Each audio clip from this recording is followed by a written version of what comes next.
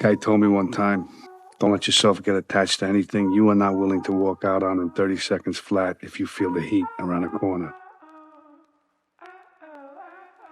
I am never going back.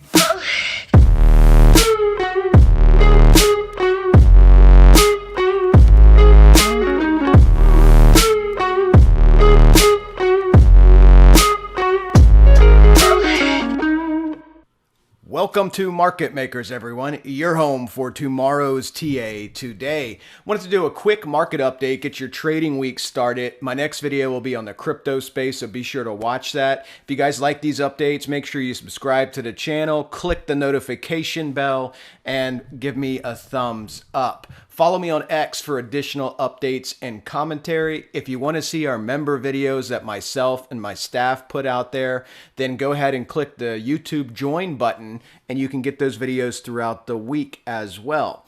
All right, let's go ahead and start this off. Looking at the S&P on the weekly, I posted on X that I was going to make this video about the fall equinox. I want to just give you guys some background. The cardinal points, there's two cardinal points in the market, the spring equinox and the fall equinox. On my screen, you see every spring and fall equinox since this cycle started, which for me was CV19 with the trillions in stimulus.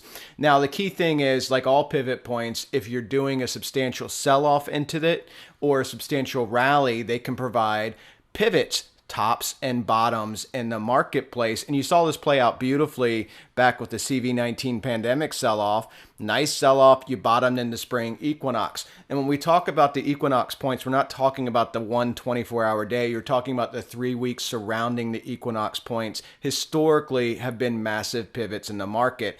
I think before we delve into the current cycle, let's just look back in time so you can see how these play out historically as key market turning points. We're just going to go back to the beginning of the century, and this is 2000.com. When did you peak? The exact day of the spring equinox. When did you bottom?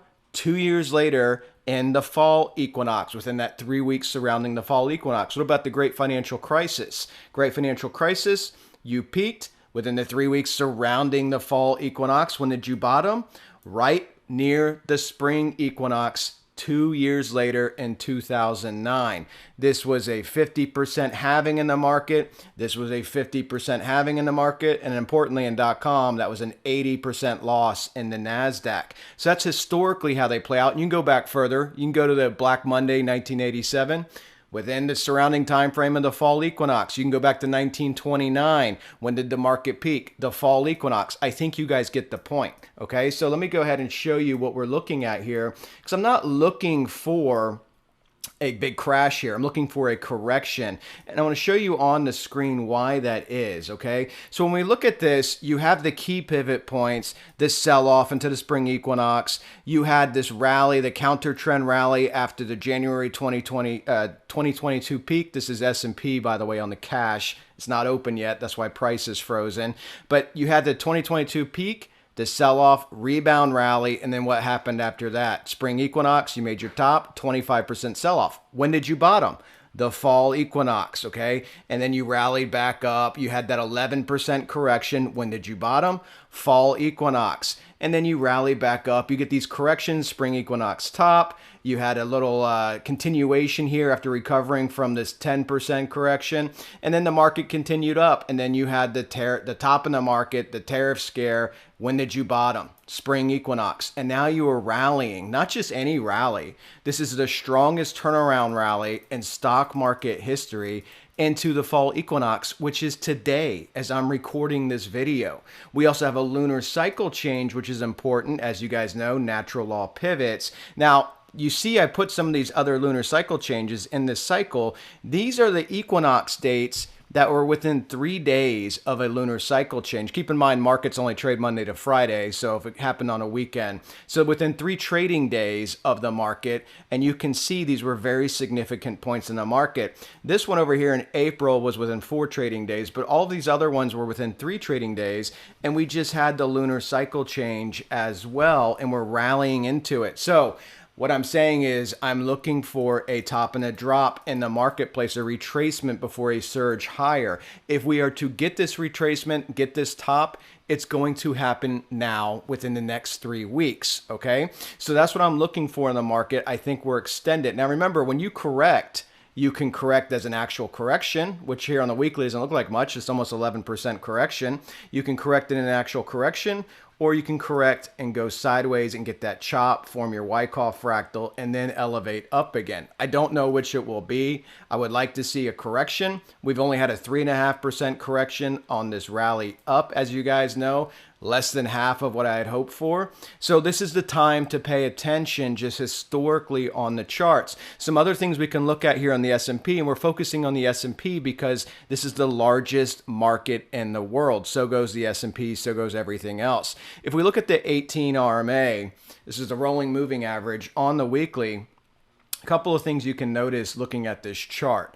If you look at this chart, you can see not only are Equinox pivots, how they've played out historically through here, but look at the 18. So a couple of things here. Every time the 18 has got 8 or 9% above that, price has got 8 or 9% above the weekly RMA, which has only happened a few times in this last leg, you can see that you've had a correction. Okay, so let me go ahead and throw these up here, because right now, just like you were historically before, you were up 9% above the 18. And what I'm talking about is this distance, this negative distance here between the actual moving average as well as price. Okay, so each time you get these pullbacks, some of them are larger than others. The smallest I think is about 6%, because this one here was just about 11%, like 10.5. Yeah, 11%, 10.92. This one here, this was, let's see, open that up. This is about 6%. I think that's the smallest. The next one should be about 10%. That was that correction. And look what it bounced off of course. It bounced off that weekly 18. And then we had the bigger drop, right? We got up 9% here above price. We had this much larger drop, and obviously this was a 21% correction, but we're doing the same thing again, okay? So again, a correction is very healthy. I think you still have blow off tops to come. The alternative to this, by the way, is there's people in the market, obviously there's people in the Discord that think you're just going to keep grinding up. And that's also a possibility. As a trader, you have to be open mind to different possibilities. That's a possibility, you just keep grinding up. But I see a retracement coming in the market before a slingshot higher. And if you've been watching my Bitcoin videos, that's what we're doing now in Bitcoin as well, is a retracement. So we're going to look at Bitcoin in that next video. This is important to watch, guys. Again, it's just historically what plays out. Could we just get another 3.5%, 4% pullback, or will be a full-blown correction of 10%? That's the key. Okay, so let's see if we have any hints here. If we're looking at the Dow futures, you look at Dow futures, came right up to the 1618, 46,759. You can see we're playing footsie with it right here. Obviously, the trend, as you're going to see all along the way here in these future assets, bullish, right? This is a bullish trend, getting your little bit of a sell-off today in futures, but this is your resistance line, 46,759. Above that 47.5 are the two levels on the Dow you want to be looking at. And if you look at this on the S&P futures, we broke out above the trend line and we kissed 67.28, absolutely gorgeous. You're at 67.05. So this is the resistance line to watch, because if you end up making a bearish structure here, something like a double top, once you break that trend line, it's all going to be about that sell-off if you get below 66.11, which is basically 100 points lower, because again, guys, this opens up the lower echelon here for price action all the way down to 64.29. Now you hear people talk about on the media seasonality. Seasonality is simply a cycle. That's why I'm showing you the Equinox points. These are the cardinal points in the market, and they don't want to talk about cycles on media, because then you have to really delve into time versus price. If you know when to look for key turns in the market, you can be better prepared for what's in front of you, and this is a time to be looking for key turns in the market with a record-breaking rally. So we're going to see how this plays out. Let's look at some of our indicators here. On the new contract here, this is a December contract, you're not going to get much information on this. So I use my continuous contracts when I look at the indicators on these assets that I'm trading. If we look at the NASDAQ, here's the new contract, the December contract, right up to our resistance, 24,825, 24,9. You see NASDAQ struggling right up here, NASDAQ 100. The next key resistance is at 25K level, again, key psychological level. I would also be remiss if I didn't mention the bottom in 2009 for the S&P was 666.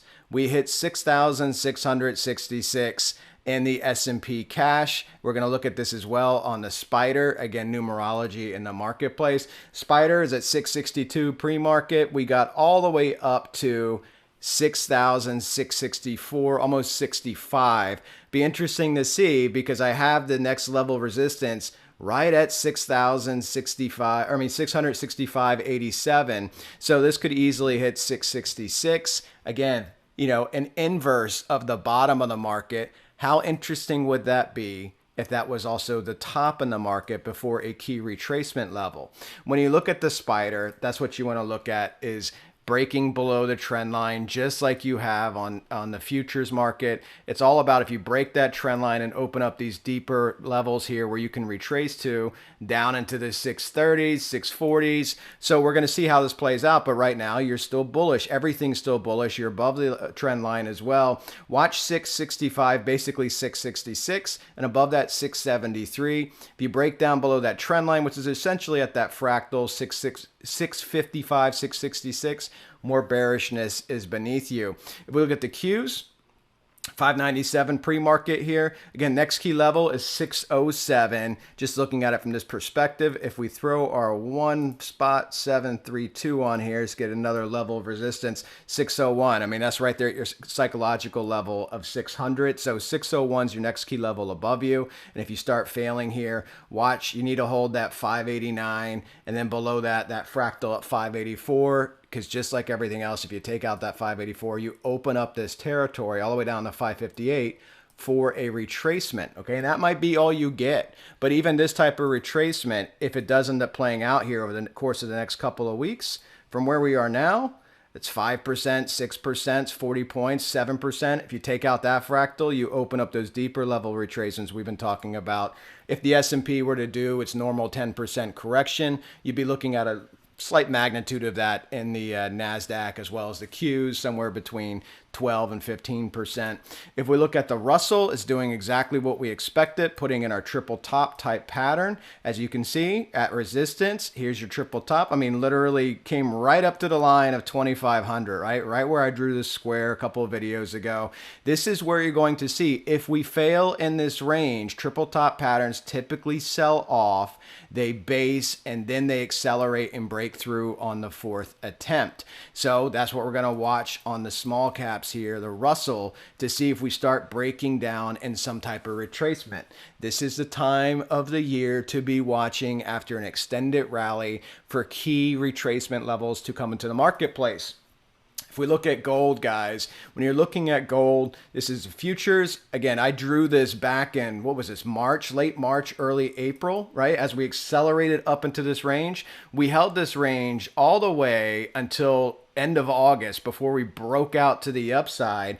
And when you're looking at your specifications on Fibonacci, because you're trading with geometric expansion based on natural law, that's what you're doing with Fibonacci. When you look at your specifications, the next key level is 3,778. This is gold futures, okay? Gold futures. You're at 3,758. How did the previous fibs play out? 1618 caused a correction here in gold. You went from 2,800 down to 2,541. Not a big correction, $250, but it did cause a correction.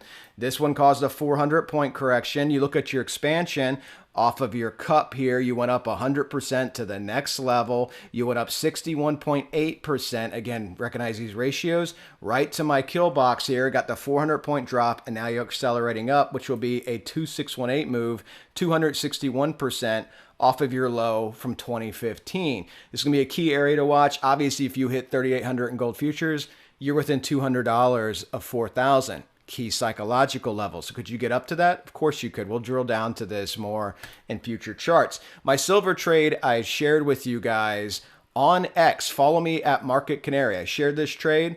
This is now up 30%, right? I gave you the trade, told you where my stop loss was. This thing broke out. It went up 30%. Fantastic trade. A lot of people are enjoying trading silver. Next key level, you're at a resistance point right now of 43.67. That next key level, when you're looking at this, if this was to go harmonically, looking at expansion, you could get up to 48.63. I don't know if it can get that high. So let's look at this. This is silver on a CFD chart. We'll look at the range expansion here. Looking at this as well, we have 45.50 essentially will be another level to look at, and in between levels. So we're going to be watching these levels as we escalate up here on silver. 45.50, flip that, you got 48.63 above you. Check out my crypto video. That's out next, guys.